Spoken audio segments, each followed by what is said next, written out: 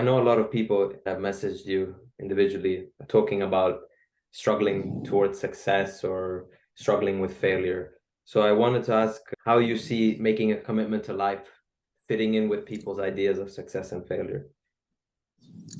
You see, every story starts within us of success or failure.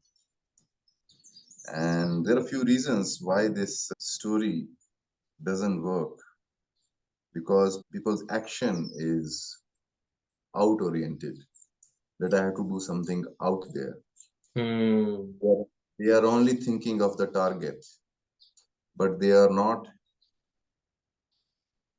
pulling the bow backwards so that you can go forward. This backward is the inner movement. Out of that inner gathering of energy, inner commitment to an idea, you shoot an action out. But what is happening is people have hundreds of arrows in their hand and they have only one action to do. Hmm. So they are playing around and wondering why things are not working, because your mind is so scattered and it's unable to shoot even a single arrow. Then you wonder, I have a bow, I have arrows, why they are not shooting?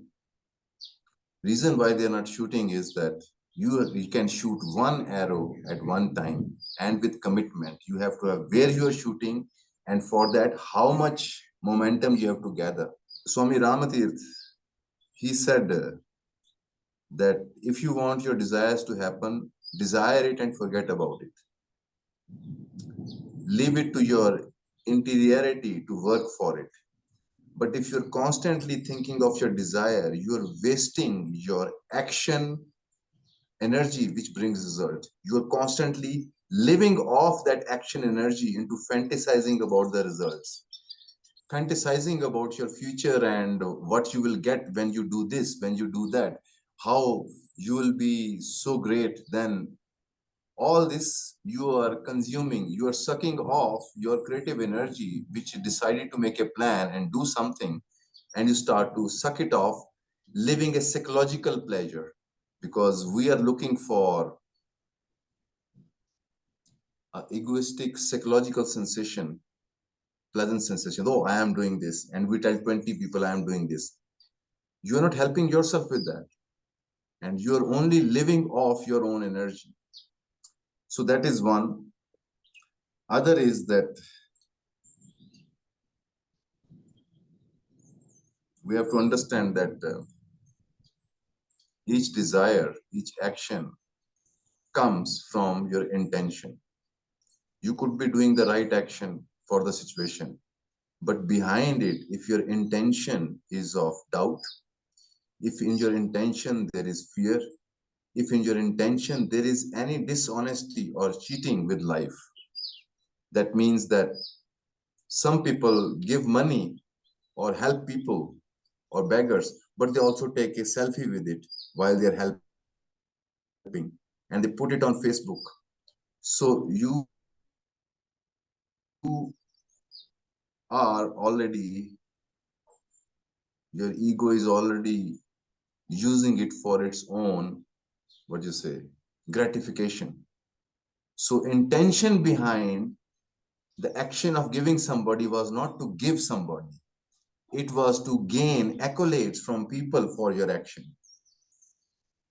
So life will count your intention, not your action.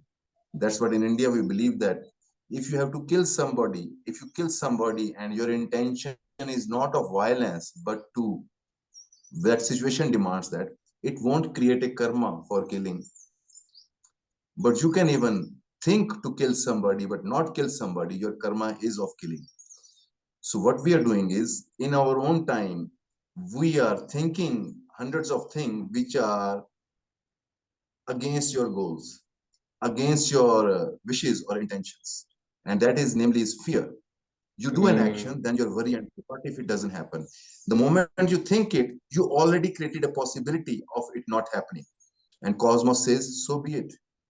So focus and commitment to your action is also about supporting your action not only leaving it to circumstances.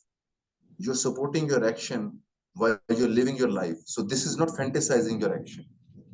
You will not talk about it again and again and wonder why it is not happening. And people love to talk about their failures. That is another big hindrance, because they're wasting their present energy, which they could gather like a bow and shoot into the next action. They sit down and gloat about their sufferings. And that's how they're consuming on themselves. And reason behind it is that we're looking for attention from people. In suffering, we get more attention. Mm. In happiness, people are basically jealous of you. And why people give you attention when you're suffering is that they feel better than you. But when you are happy, blooming, they feel like, okay, this guy is better than me. We have to look at the idea of success. Our idea of success is whether I will get accolades or money or not. As Sadhguru was saying today, that by the end of it, you have to ask yourself, are you a successful human being? It does not matter whether you got success outside or not. Are you a successful human being? Are you doing what needs to be done into your life and living this attitude of being creative with life, sharing with life? Life reflects back with the same sharing, with the same creativity. Some people call it success, some people call it failure, but I call it, each time it is a blessing. It blesses back. You see, when you do a negative thought, it does not mean universe curses you. It blesses you back. It will reflect back only what intentions you're putting right now into your life. Make sense? Shri Ramachandra Kripalu Bhaj Man Haran Bhav Bhaya Darunam Nav Kanj Lochana Kanj Mukh